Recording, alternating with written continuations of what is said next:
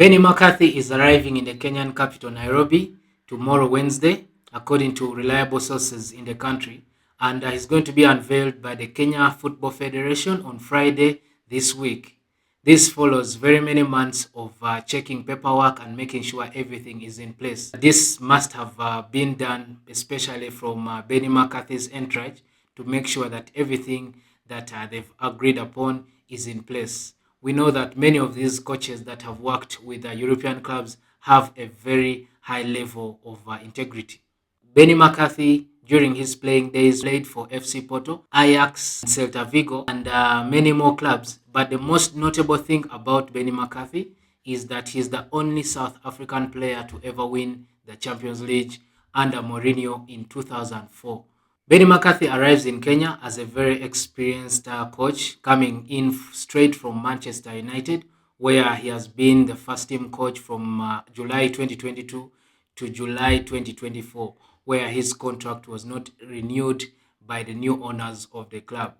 He is a very good coach, and we remember players like Amad Diallo and Rashford praising him for helping them regain their form. And we hope that the same thing that he did at Manchester United with their forwards will also be the same thing that will happen in the Kenyan national team very soon. McCarthy has never coached any national team, and apart from his role at Manchester United, he has not had any job since he left United in the summer of 2024.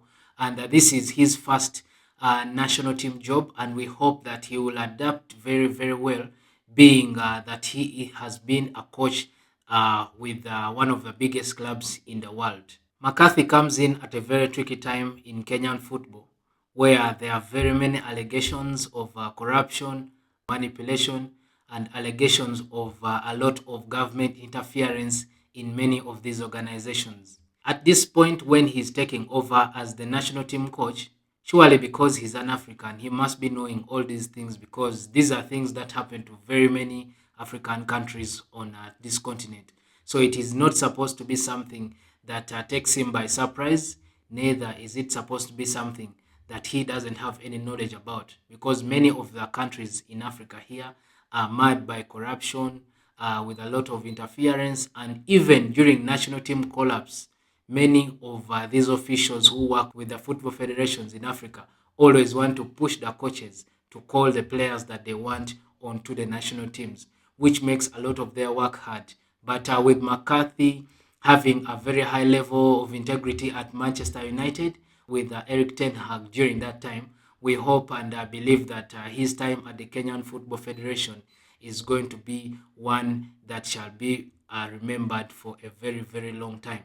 One of the things about McCarthy is that he played under Jose Mourinho when Jose Mourinho won the UEFA Champions League with FC Porto in the year 2004. And McCarthy still stands out as the only South African to ever win the UEFA Champions League up to date. But as we speak now, him taking over at the Kenyan Football Federation as the national team coach should actually give a lot of hope to South Africans that if he does well with the Kenyan national team, very soon the Bafana shall also need his services.